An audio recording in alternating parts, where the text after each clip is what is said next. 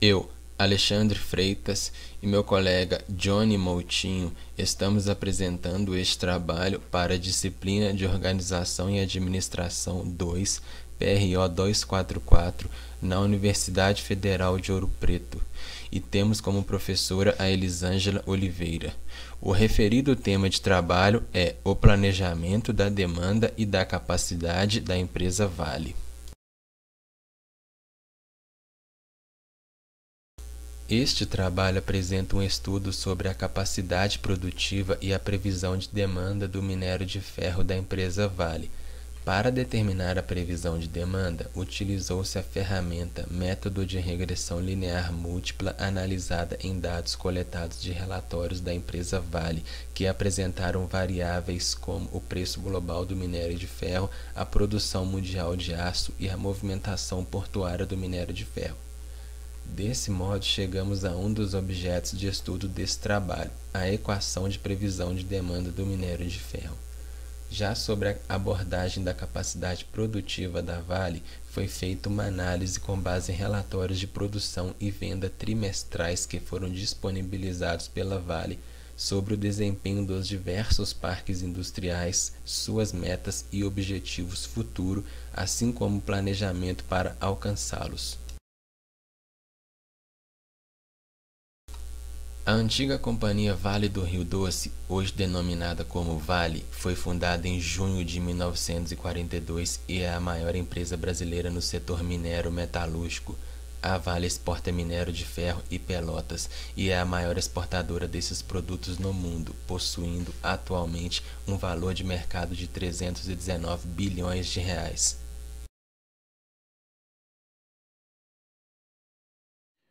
Passando agora aqui sobre alguns pontos chaves no planejamento da demanda e da capacidade,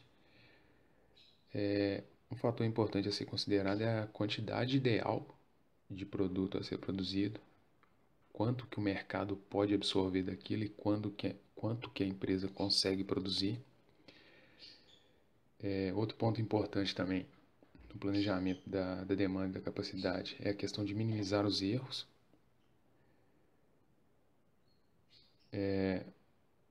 O próximo ponto são os fatores externos, que a demanda, ela tá, no caso do minério de ferro, ela está intimamente ligado a fatores externos como produção de aço, como economia, como desenvolvimento industrial de diversos países. No nosso caso do minério de ferro, principalmente da China. O próximo ponto é a questão de dados disponíveis, que aqui no nosso caso do minério de ferro, que a gente usou para calcular foi a questão da demanda por minério de ferro, o consumo mundial de aço, a movimentação portuária de minério de ferro e outros fatores também.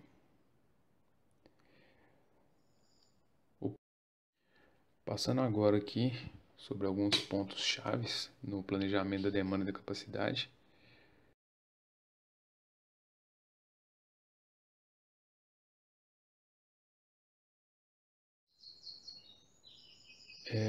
Os métodos qualitativos e quantitativos. Não necessariamente são todos os métodos que são aplicados a todos os tipos de empresa. Então, o primeiro ponto nessa questão de qual método utilizar é a identificação e definição dos problemas. De acordo com cada setor de cada empresa, você vai ter uma metodologia mais eficiente para ser adequada, para ser implantada, na verdade. O segundo item é o que a gente já falou, que é a escolha do método adequado. O terceiro é a aplicação efetiva do método. E, por último, a análise dos resultados. Aí, nisso aqui, a gente consegue encaixar um ciclo PDCA, que é a questão de você planejar o que você vai fazer, você implantar, você, posteriormente, checar os resultados daquilo e, por fim, fazer as correções para girar esse ciclo PDCA novamente.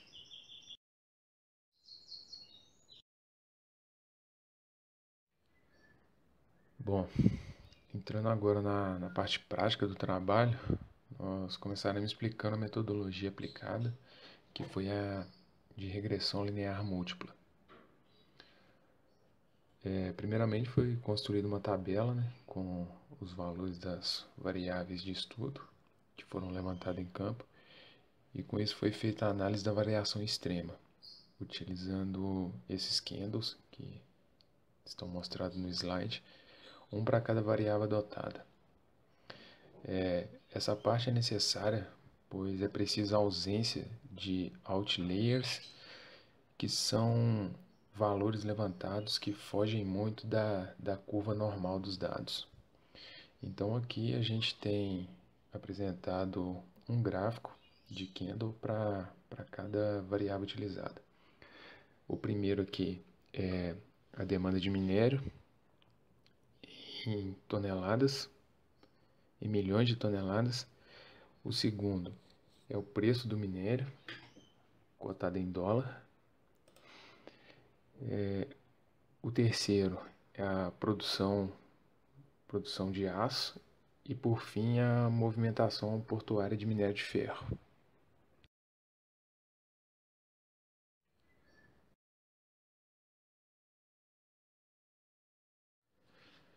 E com isso a gente conclui que essa técnica ela pode ser aplicada, uma vez que os dados levantados não têm uma grande discrepância da curva normal.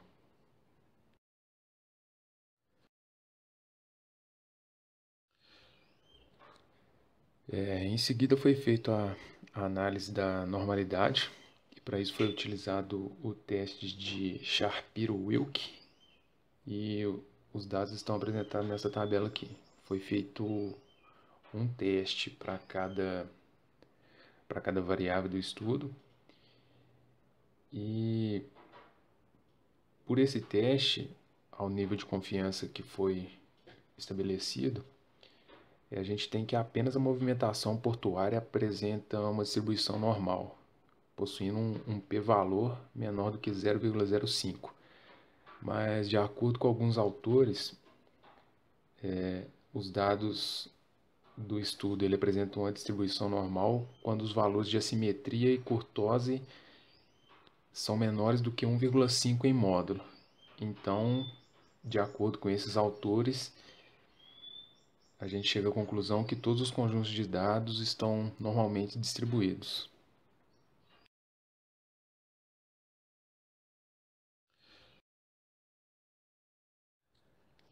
Análise de correlação.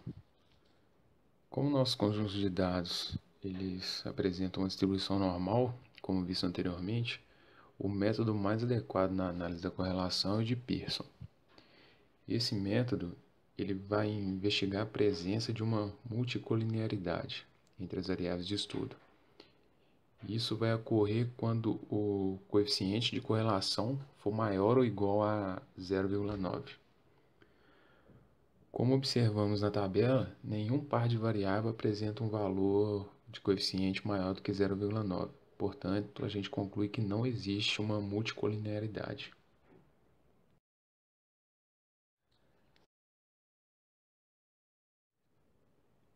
Aqui nós temos o gráfico de correlação entre os conjuntos de dados do estudo, que nada mais é do que uma representação gráfica dos dados transcritos da tabela.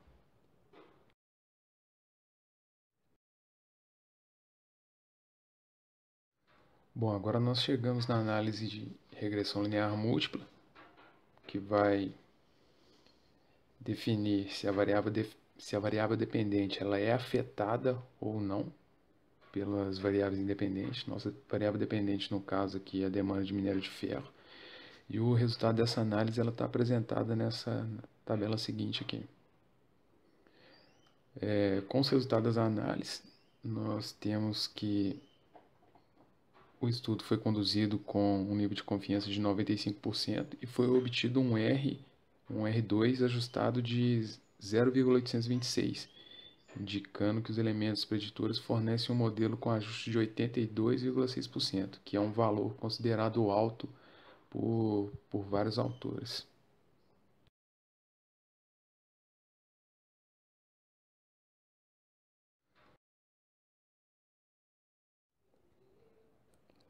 Bom, essa tabela aqui ela mostra os coeficientes para os preditores na previsão da variável dependente ao nível de significância obtido.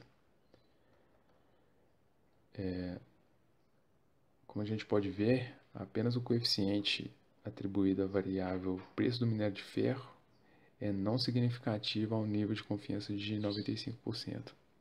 Os demais coeficientes são estatisticamente significativos ao nível de segurança de confiança referido.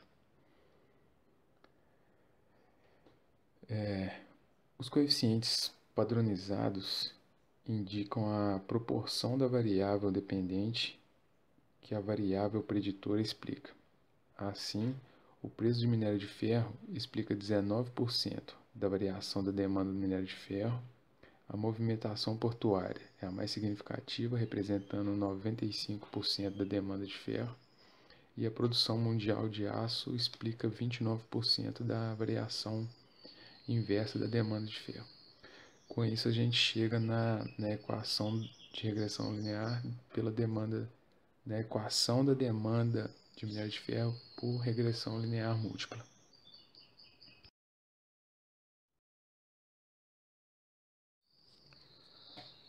Bom, chegamos agora à parte da corroboração dos dados pelo modelo proposto, que nada mais é do que testar a validade dos resultados obtidos e compará-los com os resultados da equação gerada. E por fim, nós temos essa equação aqui, que ela é para determinar o erro da previsão proposta. Aqui então a gente tem que o ET é o erro relativo à previsão da demanda real do período T. O DT é a demanda real no período T e o ET é a previsão da demanda no período T.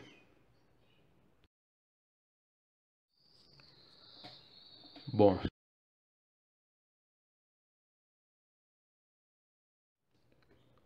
por fim, nós concluímos que o estudo da demanda é de extrema importância para tomar decisões futuras mais assertivas, que vão evitar situações que possam gerar perdas para a empresa.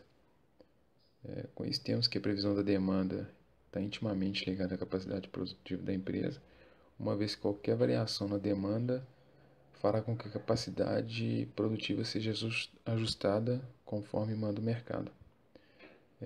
Concluímos também que a escolha do método de previsão adequado a cada tipo de empresa pode proporcionar melhores resultados para essa determinada empresa, no caso em particular do nosso estudo da Vale.